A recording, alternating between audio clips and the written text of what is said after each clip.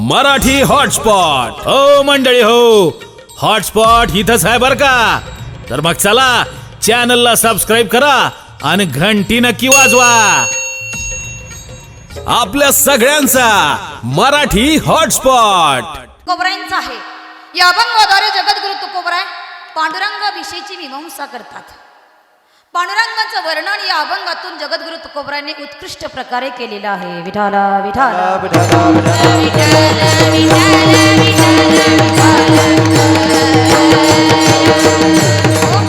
चार गोष्टी विशेष रूपाने सांगितल्या जगद्गुरु तुकोबरायाने. तो भगवान परमात्मा कसा आहे, तो भगवान परमात्मा पंढरपूरला आला, तो कोठून आला, त्या पांडुरंग परमात्म्याचा आपल्या सर्वांना काय फायदा आहे, भगवान परमात्म्याचा आपल्याला सगळ्यांना काय फायदा आहे, अशा 2-3 गोष्टीचं विवेचन जगद्गुरु तुकोबरायाने उत्कृष्ट प्रकारे या अभंगात मांडलेलं आहे. जो भगवान परमात्मा ज्याच्यातून पांडुरंग नावाने दर्शनाला जातो, जो समचरण ठेवून दोन्ही हात कटेवर ठेवून विटेवरती जो उभा आहे, तो भगवान परमात्मा नेमका कोण आहे, कोण आहे तो भगवान परमात्मा. पहिली गोष्ट अशी तर जो भगवान परमात्मा जो पांडुरंग नावाने दोन्ही पाय समचरण ठेवून दोन्ही हात कटेवरती ठेवून जो उभा आहे, तर तो ब्रह्म आहे. ते ब्रह्म आहे, याच्यात काहीच वाद नाही.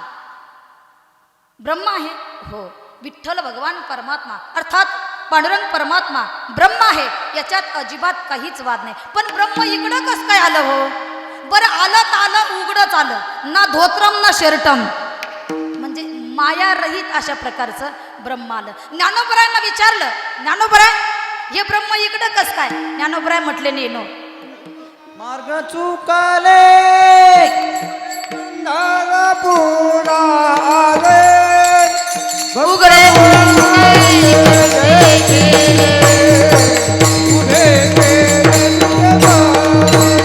नेनो ब्रह्मा मार्ग चुकाले, उघडे पंढरपुरा आले, भक्त मुनी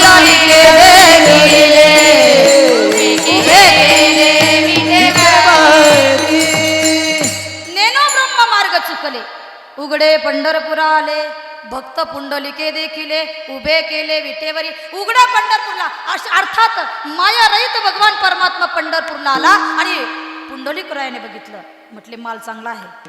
महाराज माल घेण्याची सुद्धा म्हणजे विशेष बुद्धीच पाहिजे. माल चांगला आहे म्हटले आणि पांडुरंग परमात्म्याला अर्थात पुंडलिकरायाने उभं करून ठेवलं, उभं करून ठेवलं. म्हणून संतांनी भगवान पांडुरंगाचं अर्थात विठ्ठलाचं लक्षण करत असताना तो हा म्हणून लक्षण केले, तो हा विठ्ठल बरवा, तो हा माधव बरवा. भगवान परमात्म्याचं सुंदर ते ध्यान, ते हे समचरण साजरे विटेवरी, पहा भीमातिरी विठ्ठल रूप. म्हणून असा भगवान लक्षण करत असताना तो हा म्हणजे ते ब्रह्म जे आहेत तेच विटेवरती उभा आहे. विठाला विठाला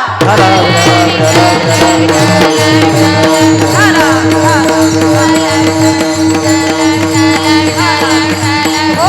आता दुसरे महत्वाचा पॉइंट असा आहे, दुसरी गोष्ट अशी आहे, तो भगवान परमात्मा जो आला तो कुठून आला, काचा भावार्था गोकुळी उडी झाला येता, निज प्रेम भक्ती भक्ता,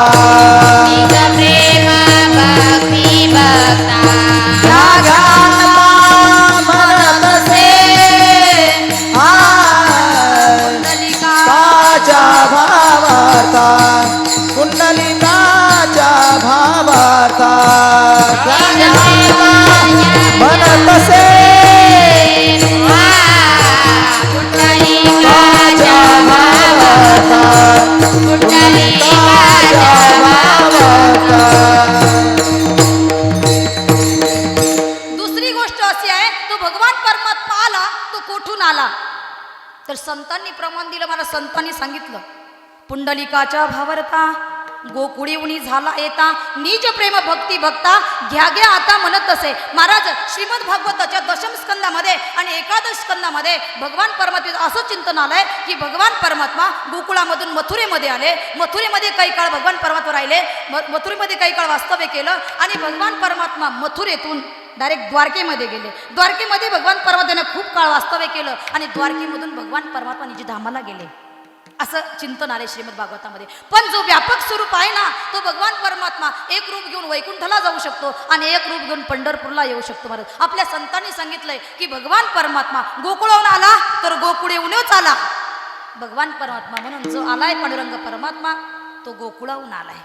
दुसरा पॉईंट. तिसरा पॉईंट भगवान परमात्म्याचा आपल्याला काय फायदा आहे. महाराज भगवान परमात्म्याचा आणि भगवान परमात्म्याने जे जगत निर्माण केले त्याचा आपल्याला फायदा नाही, फायदाच फायदा आहे. महाराज भगवंताने पृथ्वी, आप, तेज, वायू आणि आकाश हे पंचमहाभूत निर्माण केलेत. हे पंचमहाभूत अर्थात पृथ्वी जर नसली तर आपण कुठं वास्तव्य केलं असतं. अर्थात जल जर नसतं, अर्थात पाणी, आप म्हणजे पाणी जर नसतं तर आपण काय प्यायलो असतो. वायू जर नसता तर कसा श्वास घेतला असता. तेज जर नसतं तर कसं जगू शकलो असतो. आणि आकाश आणि पोकळी जर नसती तर आपण कसं इकडं तिकडं फिरू शकलो असतो. म्हणून भगवान परमात्म्याने जे जगत विश्व निर्माण केलेलं आहे त्याचा आणि भगवान परमात्म्याचा खूप फायदा आहे. आणि शेवटचा पॉईंट असा आहे महाराज, शेवटची गोष्ट अशी आहे की तो भगवान परमात्मा कसा आहे. भगवान परमात्मा कसा आहे तर तो भगवान परमात्म्याचं जगद्गुरु तुकोबऱ्याने 2 लक्षण सांगितले या अभंगामध्ये. एक तर तटस्थ लक्षण आणि दुसरं स्वरूप लक्षण. तटस्थ लक्षण सांगितलंय आणि दुसरं स्वरूप लक्षण. या दोन्ही लक्षणाचं जगद्गुरु तुकोबऱ्याने या अभंगामध्ये सुंदर चिंतन केलं. विठाला विठाला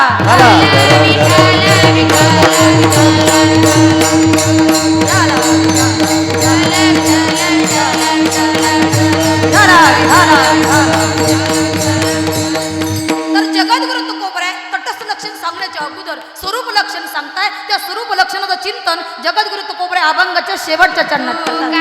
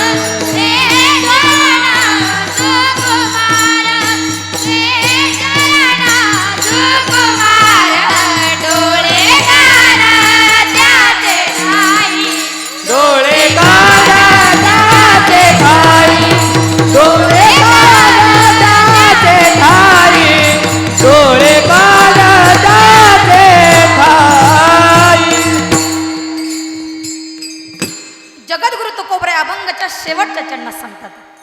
अभंगात जो प्रवेश केला आपण तो शेवटच्या चरणापासून केला. लक्ष द्या थोडं.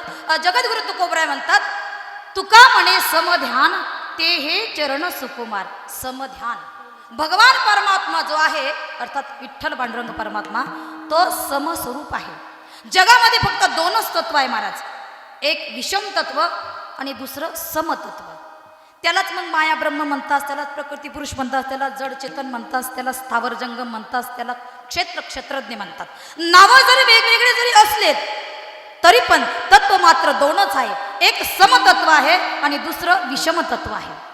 जे विषम तत्व आहे त्यालाच मग माया, प्रकृती, क्षेत्र असे नाव आहेत वेगवेगळे जड. आणि जे समतत्व आहे त्याला मग ब्रह्म, चेतन, पुरुष, उत्तम पुरुष असे वेगवेगळे नाव आहेत. नावं जरी दोन असले पण तत्व मात्र फक्त दोनच आहे. विश्वामध्ये दोनच तत्व आहे. मग हा पांडुरंग परमात्मा जो आहे तो समस्वरूप आहे. याचं ध्यान जे आहे ते सम आहे. आणि असं समस्वरूप असणारं तत्व तो सुकुमार आहे. सुकुमार. जगद्गुरु तुकोबराय भगवान परमात्म्याला सुकुमार म्हणतात. सुकुमार. सुकुमार मदनाचा पुतळा, राजस सुकुमार मदनाचा पुतळा. तुकोबराय म्हणतात की भगवान परमात्मा सुकुमार आहे.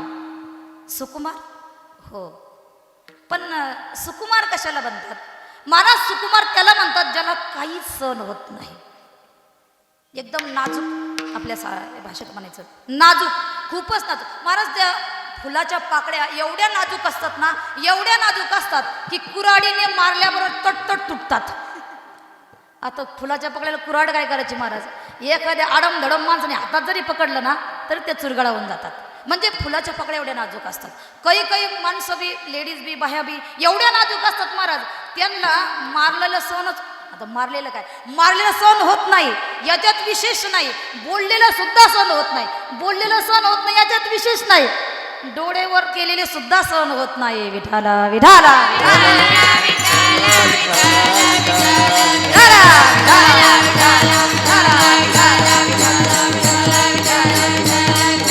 एवढे सुकुमार असतात, एवढे सुकुमार असतात. काही काही आमचे गुरु महाराज एक दृष्टांत सांगायचे सुकुमारचा. काय दृष्टांत? एक राजाचा मुलगा, महाराज खूपच सुकुमार. आता राजाचाच मुलगा असल्यामुळं त्याला कोणी काहीच काम सांगत नव्हतं. दिवसभर गादीवरच बसून असायचा, दिवसभर गादीवर बसून. आणि मग राजाचा मुलगा असल्यामुळं कोणी काही काम सांगत नसलं. पण 5-50 नौकर जरी असले तरी पण काही कामं स्वतःची स्वतःलाच करावे लागतात.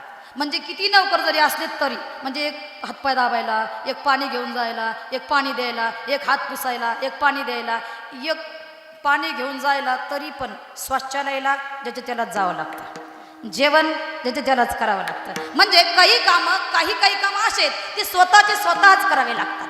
तो एवढा सुकुमार होता महाराज, खूपच सुकुमार. त्याला पत्नीही खूपच पतिव्रता भेटली. ती म्हटली आपले पती सुकुमार आहे ना, मग तिला त्यांना काही सहन होत नाही ना, मग ती महाराज स्वतः स्वयंपाक करायची. म्हणजे पीठ मळतानाच त्यालाच त्या पिठामध्ये मोहन घालायचे. आणि महिला म्हणलं ध्यानात ठेवा, पीठ मळताना जर तेलाचं मोहन जर पिठामध्ये टाकलं तर पोळ्या एकदम मऊ खुसखुशीत येतात, मऊ मऊ येतात. महाराज आपल्या महिला मंडळच्या पोळ्या नाही, पोळा पोळा. दिंडीत, आमच्या दिंडीत येणारे माणसानं माहिती महाराज, त्या बोबडे पेट्रोल पंपावर दिंडी असते मुक्काम दुपारचा जेवणाला. महाराज तिथं पोळ्या नसतात, डायरेक्ट पोळा. चपाती नाही, चपाता. महाराज अवघडच आहेत खरंच. पोळ्या करताना एक जण आमच्या घरी आलं, आश्रमात आलं आणि ते म्हटले ताई वाकसन किकरू देता का? मी म्हटलं तुम्ही वार करीन वाकसन किकरू सुधारा धंदा टाकला काय? ते म्हणे नाही होता जेवायला जायचंय. म्हटलं मग जेवायला जायचं ताट आम्ही घेऊन जा ना. ते म्हटले नाही, पोळ्याची एवढ्या कडक आहे ना, वाकराशिवाय किसकाशिवाय तुटतच नाही म्हटले. एवढ्या काही जण बायांचे लाडू खायला जाताना घरून खलबदान मुसळी सोबतच घेऊन जावे लागतात, म्हणजे तुटतच नाही, दाखवून देईन नाही तर असे कडक केलेले लाडू बी. म्हणजे कशासाठी सांगू लागले. पण ती महाराज काही आता अलीकडं तर थोडी झाली म्हणा सुधारणा, पण काही सप्त्यामध्ये असंच राहतं महाराज. सप्त्यामध्ये आपल्या गावचं कसं चांगलं आहे, पहिल्यापासून मी पाहते. आता तुम्ही म्हणशाल तुला काय माहिती, आता लहानपणच इथं गेलं काय माहिती, सगळं लहानपणापासूनच पाहते. तर व्यवस्थित आपल्या गावचं व्यवस्थित असतं. पण काही गावात महाराज ते मी 7-7 दिवस ज्ञानेश्वरी पारायण करायचे पहिले. महाराज ते कपडे ज्ञानेश्वरीला असे आणले जायचे ना, त्या वस्त्रातून चहा जरी गाळला ना तर पत्ती खाली येईल. काय समजते काय म्हणते लोक देवाला.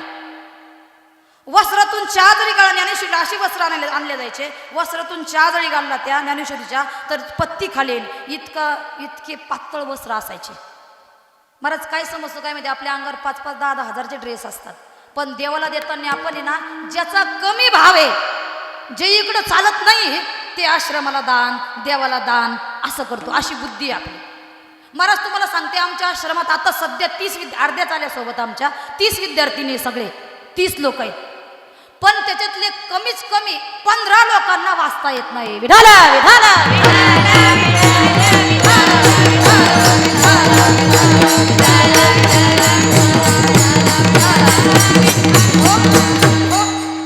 इंग्लिश नाही सांगत बरं कमी, आपली मातृभाषा मराठी. मग तरी आश्रमात का आले? इकडं नाही चालत ना, मग जाऊ दे आश्रमाकडं. आश्रमाला तिकडं काही इकडं नाही मेळ बसला तर मग तिकडं तरी सुधारले. महाराज आपली ही जी बौद्धिक बुद्धी जी आहे ना, अशी संकुचित वेगळ्या पद्धतीची, ती पहिली आपली बुद्धी नाश झाली पाहिजे. जोपर्यंत आपली बुद्धी विकसित होत नाही तोपर्यंत समाज कधीच पुढे जाणार नाही. विठाला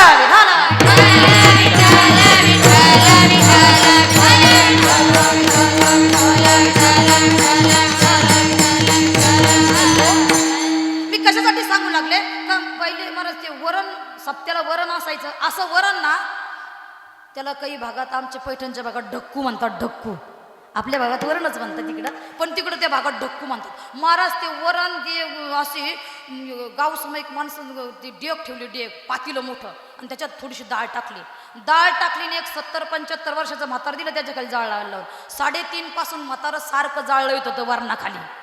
पण महाराज 3:30 4 वाजले, 5 वाजले, 6, 7, 8 वाजले तरी म्हाताऱ्याला कोणी बघायला जाईना. म्हातार आहे का गेलं, म्हणजे घरी बरं का, म्हातार आहे का गेलं कोणीच बघायला जाईना.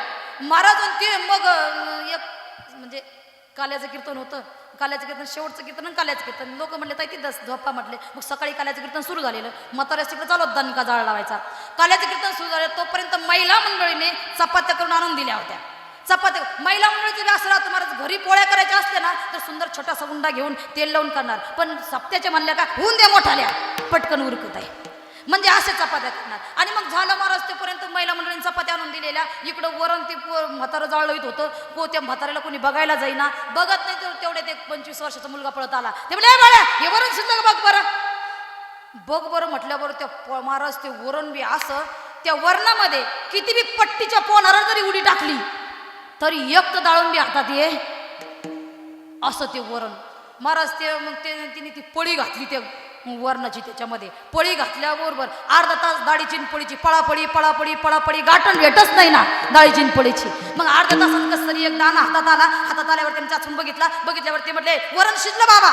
वरण शिजलं म्हटल्याबरोबर ते म्हणजे देऊन टाक फोडणी, नुसता तिखट तडका देऊन टाक, फोडणी देऊन टाक म्हणल्यावर महाराज दोघांनी मिळून फोडणी दिल्याबरोबर तोपर्यंत इकडे कीर्तन संपत आलं होतं. कीर्तन संपत आल्याबरोबर आणि मग झालं, महिला मंडळींनी चपात्या आणून दिल्या होत्या. आणि मग असं नियोजन ठरलं की चपात्या म्हाताऱ्या माणसांनी वाढायच्या आणि जे वरण आहे ते तरुण गँग, तरुण. मग सगळे पोरं तयार महाराज, बादल्या कमराला त्यांनी ओढण्या बांधल्या, डोक्याला रेबणी बांधल्या आणि रेबणी बांधून एका हातात बादली आणि एका हातात वरगळं, जसं काय युद्धाला जायचंय. आणि असं तयारी सगळी झाली.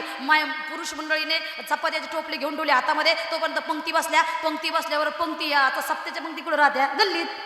आणि मग गल्ल्या काय आपल्या खेड्यापाड्याच्या व्यवस्थित थोडं राहत्या काय, इकडं वर जाईल तिकडं खाली जाईल, इकडं टेकाड होईल तिकडं खड्डा पडेल. मग अशा बसल्या महाराज पंक्ती, तरी बी कशा बसल्याबरोबर सगळ्या पुरुष मंडळी, म्हाताऱ्या पुरुष मंडळीने चपात्या वाढून घेतल्या. चपात्या वाढल्याबरोबर आणि मग वरण सुरू झालं पोरांचं. माणसांनी ते चपात्या वगैरे चुरून घेतल्या. चुरल्याबरोबर हे पोरं नुसतेच पळायचे गल्ली वरण वरण वरण वरण वरण वरण. थांब ना, नाकाला वाचला होतो काय नुसता, दम्मानी वाढकी दम्मानी होती पोरं पळायची वरण वरण वरण वरण. अरे वरण का दम्मानी वाढ.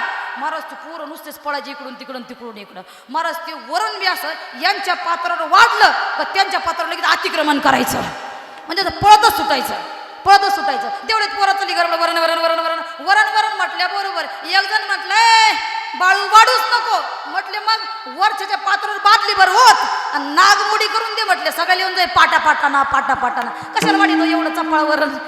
महाराज तेवढे ते पोरग जेवायला आलतं त्याच्या पप्पासोबत, डिश घेऊन प्लेट असं बाळ घेऊन आलता जेवायला. मग ते प्लेट घेऊन आल्यामुळं वाडेकरायला वाटलं वरण आपण याच्या डिशमध्ये वाढा, म्हणून वाडेकरने एक वर्गाला भरून वरण घेतलं आणि त्या पोराच्या डिशमध्ये वाढलं. डिशमध्ये वाढल्याबरोबर ते पोरगं सोयीनं जेव्हा ना त्याने त्या डिशमध्ये असं डोकून बघितलं, प्लेटमध्ये डोकून बघितल्याबरोबर त्याचा पूर्णच्या पूर्ण चेहरा त्या डिशमध्ये पडला. पडल्याबरोबर मार ते वरण इतकं नितळगार, त्याने पप्पाच्या माडीला चिमटा घेतला. पप्पा बाळ डिशमध्ये, बाळ बाळ बाळ बाळ. ते म्हणे अरे बाळ नाही, सप्त्याची डाळ आहे, हान बाया मागं करून. ते म्हण नाही पप्पा बाळ, हे म्हणतो डाळ, ते म्हणतो बाळ. पंगत उठली महाराज, पण मिळच नाही डाळ बाळ. विठाला विठाला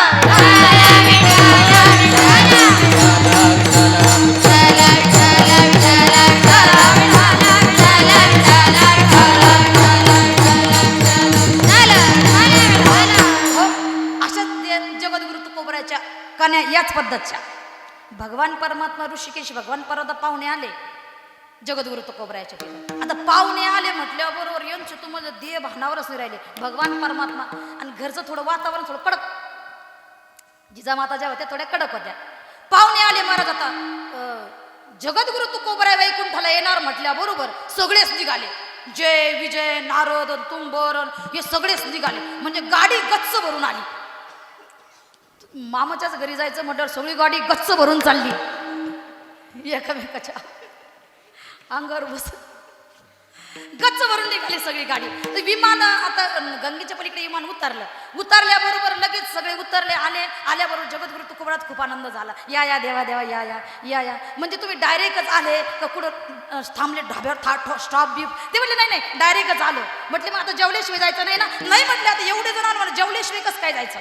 महाराज मग ते बसायला, आता बसायला जगद्गुरु तुकोबरायचे काय आपल्यासारखा सोपा सेट नाही ना अवघड सेटही नाही, काय आपल्यासारखं काय राहतं. मग ते खाऊन त्यांच्या आजोबा पंजोबाची बाज होती, एक बाज, ती बाज टाकली. बरं त्या बाजीला बी 3 माचे कुचके होते आणि एक लगेच नव्हता.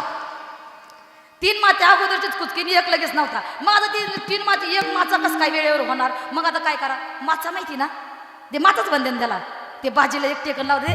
मग ते माचा एक लगेच नव्हल्यामुळे मग त्यांनी दगड त्याच्या खाली ठेवायचं ठरवलं. दगड एक ठेवा म्हटले, दगड ठेवायचं ठरवल्याबरोबर मग आता एवढा मोठा दगड, गुडघे एवढा दगड कुठं सापडणार उंच? मग त्यांनी काय केलं, दगडावर दगड रचले आणि त्याच्यावर आल्हाद बास ठेवल्याबरोबर आता हे भगवान परमात्माला म्हटले बसा देवा, तुम्हाला वरती वाकळ टाकली, गोधडी आपली वाकळ टाकल्याबरोबर झालं महाराज. आणि मग बाकीचे बसले खाली पोत्यावर बसल्याबरोबर झालं. आता भगवान परमात्माला सिंहासनावर अशी कुदून बसायची सवय, ह्यो भगवान परमात्मा तिथं गेला बाजीजवळ आणि असा डायरेक्ट कुदून बसल्याबरोबर डायरेक्ट सगळं खाली टांगड्याचं वर, देवाच्या टांगड्यावर. देवा लागलं काय का आता काय लागलं आणि काय नाही, देवाच्या टांगड्यावर झाल्या. महाराज देवाच्या डोक्यातून बाज वर काढली, वर काढले बसा देवाला पुन्हा व्यवस्थित केलं, व्यवस्थित. मग आता म्हटलं देवा जेवल्याशिवाय जायचं नाही. म्हटले नाही अजिबात नाही, जेवल्याशिवाय अजिबात जायचं नाही म्हटल्याबरोबर जगद्गुरु तुकोबराय मध्ये गेल्याबरोबर आवले म्हणे काय ते जरा कडक स्वभाव. ते म्हणे काय झालं? अगं बघितलं का बाहेर कोण आलं? ते म्हणे कोण आलं? त्यांना वाटलं माझा भाऊ झाला का काय पण. त्यांनी बाहेर येऊन बघितलं ते उभ्या घंटिळेवाले दिसले सगळे त्यांना. महाराज त्यांना उभ्या घंटिळेवाल्याचा तर भलता राग, कोणाला जिजाई साहेबाला. महाराज आता इतके जर दिसले असते ना, मला वाटतं त्यांनी आणलेच असते काय माहिती, त्यांना खूपच राग. आणि मग ते झाल्याबरोबर त्या म्हटले काय? म्हटले अगं ऋषिकेश भगवान परदा पाहुणे आले, कर काहीतरी जेवायला असं म्हणून सांगून मध्ये बाहेर आल्याबरोबर गप्पा मारीत बसले. चहा नाही नाश्ता नाही काही नाही, गप्पा मारीत बसल्याबरोबर तेवढ्यात झालं. मधून तर काहीच नव्हतं महाराज. कन्या हंडाभर पाणी ठेवलं, त्याच्यात कन्या टाकल्या आणि कन्या महाराज शिजवायला सुरुवात केली. त्याने जाळ लावला, दानादन शिजवायला सुरुवात केल्याबरोबर झालं. मध्ये निरोप आला की स्वयंपाक तयार. आता बाकीच्या नारद तुंबर यांना वाटलं एवढा टाइम ज्या अर्थी लागतो त्या अर्थी पुरणपोळ्या, कारण पुरणपोळ्या म्हटलं जास्त वेळ लागतो, मग पुरणपोळ्याच असायला पाहिजे. आणि मग महाराज जगद्गुरु तुकोबराय निरोप आल्याबरोबर जगद्गुरु तुकोबराय आत गेल्याबरोबर त्यांनी ते कन्या पातील्या छोट्या काही भांड्यात काढून आणायच्या ना, डायरेक्ट भगूनच उचललं आणि डायरेक्ट आणून ठेवलं बैठकीत. आता ते भगुना बघितल्याबरोबर तुंबर लगेच उठलाय, नारद उठले. ते म्हणले नाही आपल्याकडे पोट दुखायला लागलं, नको जेवायचंच नाही आता. जेव्हा तिथे गेले मग सगळे गेले. महाराज जगद्गुरु तुकोबराय म्हटले देवा एवढा स्वयंपाक केला वाया जाईल. महाराज भगवान परमात्मा म्हटले काही वाया फिया जाणार नाही, तुम्ही वाढा फक्त मला. आणि मग भगवान परमात्मा महाराज वाढायला सुरुवात केली तुकोबरायने. मग त्यांनी काही चमच्या फिमच्याने वाढा ना बघूनच वतायला लागले डायरेक्ट. बघून वतायला सुरुवात केली महाराज. आणि असं वतायला सुरुवात केल्याबरोबर भगवान पर्वताचे पात्र भरलं. पात्र भरून महाराज वर भगवान पर्वताने दोवरी दोन्ही भुजा आलो घेऊन भगवान पर्वताने आणखीन 4 हात केले. तरी वर हाताच्या टोका लोक कान्यावतीत होते जगद्गुरु तुकोबा. म्हणजे 180% तळं भरलं. एवढं तळं भरलं. आणि मग भगवान पर्वताने तेवढ्या कण्या खाल्ल्या महाराज. तेवढ्या काही सांगितलं नाही. काही उष्ट्या पडल्या, कमी राहिल्या, जास्त झाल्या, काहीच विषयच नाही. म्हणजे मी कशासाठी सांगू लागले अशा पातळ कण्या तसे आपले वरण. पण ती महाराज सुकुमारचा दृष्टांत सांगू लागले मी. ती राजाचीच सून असल्यामुळं सुकुमारची त्या राजकुमारची पत्नी असल्यामुळं सुंदर असा स्वयंपाक बनवायची. स्वयंपाक बनवल्यानंतर महाराज त्या पोळी चुरून स्वतः चुरून दूध टाकून तूप टाकून साखर टाकून स्वतः त्याच्या हातात घास त्याच्या तोंडात घास घालायची. त्याच्या तोंडात घास भरवायची. पण तरी तुम्हाला महाराज सांगते त्याला हिवाळ्यामध्ये घामाच्या दारा लागायच्या. तिने तिथं छाटच झाली. तिने एक दिवस विचारलं म्हटले महाराज म्हटले स्वामी मी स्वतः चपाती चुरते काला तयार करते आणि स्वतः तुमच्या तोंडात घालते तरी तुम्हाला एवढा घाम येतो. तुम्हाला त्रास आहे तरी काय? त्रास आहे तरी काय? ते म्हटले तू तोंडात घालती पण गिळायला काय तो बाप येतो का? म्हणजे ज्याला गिळायचा सुद्धा त्रास सहन होत नाही हा किती सुकुमार असेल. ऐका गाड्या. मग हा खूपच सुकुमार असेल. मग ऐका याला भगवान परमात्मा याच्याही पेक्षा सुकुमार. म्हणजे भगवान परमात्म्याला खाणं आणि काम सहन होत नाही याच्यात विशेष नाही. त्याला बोललेलं सुद्धा सहन होत नाही. महाराज निंदात्मक बोललेलं सहन होत नाही याच्यात विशेष नाही. भगवान परमात्म्याला स्तुत्यात्मक बोलणं सुद्धा सहन होत नाही. वेद भगवान परमात्म्याची स्तुती करण्यासाठी निघाला. श्रुती भगवान परमात्म्याची स्तुती करण्यासाठी निघाली. महाराज श्रुतीला भगवान परमात्म्याची स्तुती नाही करता आली. भगवान परमात्म्याचं वर्णन नाही करता आलं. म्हणून श्रुतीला मंत्र बदलावा लागला. तो असा नाही, तो असा नाही, तो असा नाही. अहो कसा आहे ते सांगा ना. म्हटले सांगताच येत नाही. श्रुती म्हणती नेती नेती. भगवान परमात्मा कसा आहे हे सांगताच येत नाही. महाराज भगवान परमात्मा कसा आहे हे सांग. वेदासी काही कळलेची नाही. शिशस्निल्या झाल्या सहस्र जिबा जिबा. देव कावो विटेवरी उभा उभा. भगवान परमात्मा पारच लागत नाही महाराज. म्हटले वेदाला कसं काय पार लागला नाही? म्हटले त्याने पार बांधलाच नाही तर पार लागल कसा? म्हणून भगवान परमात्माचा पार लागत नाही. असा भगवान परमात्मा अत्यंत सुकुमार आहे. असा सुकुमार असणारा भगवान परमात्मा तुका म्हणे समद्यान ते हे चरण सुकुमार. असा सुकुमार भगवान परमात्मा आहे. आता हा झाला एक पॉईंट. आता दुसरा पॉईंट आहे का? दुसरा पॉईंट काय आहे? दुसरा पॉईंट जगत संतांनी सांगितलं की भगवान परमात्मा सुकुमार आहे. पण असुरांना जर विचारलं की भगवान परमात्मा सुकुमार आहे का? ते म्हटले सुकुमार विकुमार अजिबात नाही. महाराज शक्तासुराला भगवान परमात्म्याचा पायाचा संबंध आला. विठाला विठाला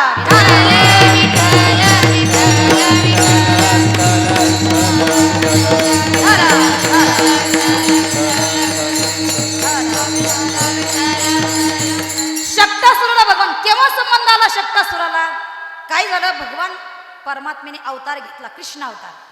आणि कृष्ण अवतार घेतल्याबरोबर वसुदेवाने लगेच त्यांना टोपलीत ठेवलं आणि नंद बाबाच्या यशोदेच्या तिथं नेऊन ठेवलं. तिथं ठेवल्याबरोबर पण कंसाला संशयच होता. हो ना हो, नंद यशोदेचा जो मुलगा आहे तो देवकीचाच 8व्या क्रमांकाचा मुलगा असायला पाहिजे असा त्यांना संशय होता. संशय असल्यामुळं त्याने महाराज खूप राक्षस पाठवले. अगासूर, अरिष्टासूर, असुरासूर, बकासूर, तृणाव्रत, व्यामासूर, प्रलंबासूर, सुदर्शन, महाराज धेनुकासूर हे अनेक राक्षस पाठवले. पण भगवान परमात्म्याने सगळे राक्षस लहानपणीच मारून टाकले. काग बगरी ठामारी काग बगरी ठामारी रे बाळपणी. काग बगरी ठामारी रे बाळपणी. काग बगरी ठामारी रे बाळपणी. काग बगरी ठामारी रे बाळपणी. काग बगरी ठामारी रे बाळपणी. काग बगरी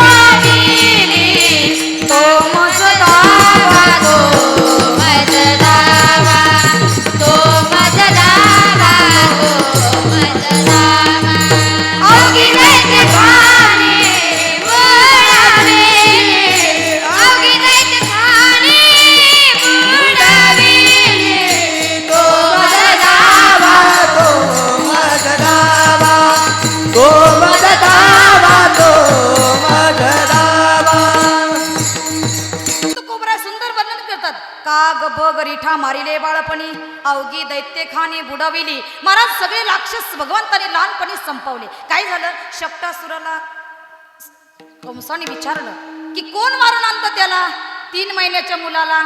त्यावेळेस शक्टासूर पुढे आला. शक्टासूर म्हणतो मी मारतो. शक्टासूर असं म्हटल्याबरोबर कंस म्हटला तू जर त्याला मारलं ना मी तुला मंत्रिमंडळात पद देईल. मंत्रिमंडळामध्ये महाराज आपण ग्रामपंचायत सदस्य होण्यासाठी किती तडफड करतो आणि मग हे मंत्री व्हायचं आहे, मंत्रिमंडळात पद. मंत्री म्हटल्याबरोबर लगेच शक्टासूर लगेच तयार झाला. म्हणजे ठीक आहे काही हरकत नाही महाराज, त्याला मारलं समजा, मी त्याला उद्या संपूनच येतो, तुम्ही फक्त शाल श्रीफळ फटाक्याने गुलाल तयार ठेवा म्हटलं. असं म्हटल्याबरोबर लगेच शक्टासूर निघाला महाराज. पण त्या दिवशी भगवान परमात्म्याचा करवट बदलण्याचा कार्यक्रम चालू होता. म्हणजे मूल झाल्या पाठीवरच राहतं, नंतर ते दूध वगैरे पिऊन थोडी ताकद आली का मग करवट बदलतं. त्याला आपण व्यावहारिक भाषेत पालथं वगैरे पडणं म्हणतात, करवट बदलणे. मग त्या दिवशी करवट बदलण्याचा कार्यक्रम चालू होता. मग सगळ्यांना आता काही विशेष जर घडलं तर यशोदा माता सगळ्यांना चुलबंद निमंत्रण द्यायच्या. सगळ्या गावात जेवण. मग सगळ्या गावात जेवण असल्यामुळं सगळ्या गवळणी आलेल्या. यशोदा मातेला वाटलं हा जर थोडासा झोपला तर मी सगळ्यांना आग्रह करून वाढेल.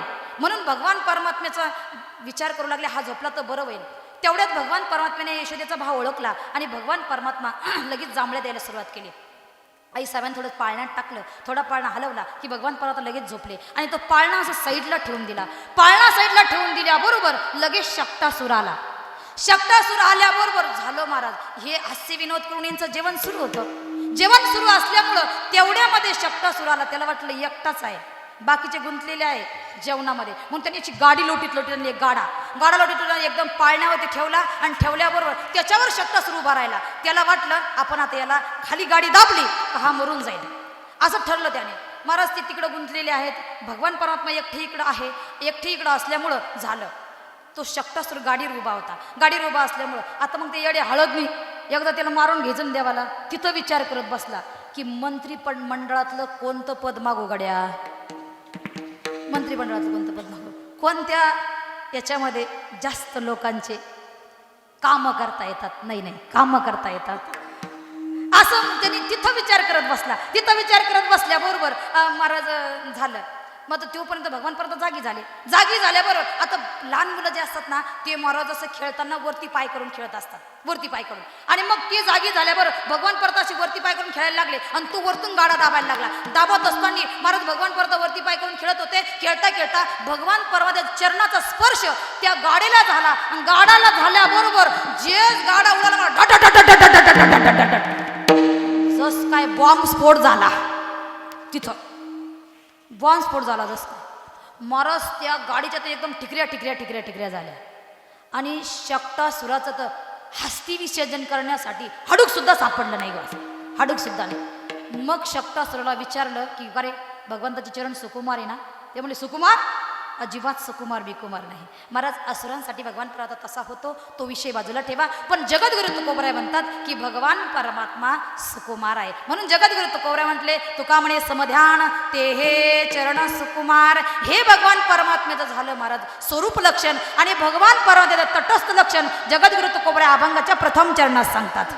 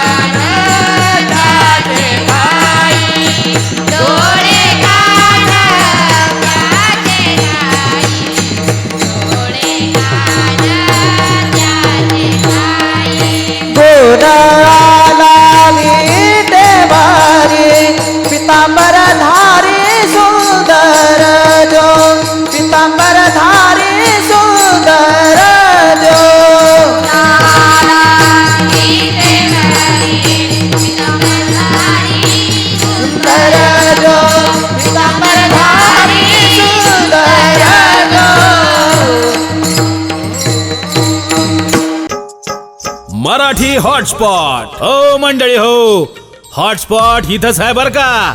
तर मग चला चॅनलला सबस्क्राईब करा आणि घंटी नक्की वाजवा. आपल्या सगळ्यांचा मराठी हॉटस्पॉट.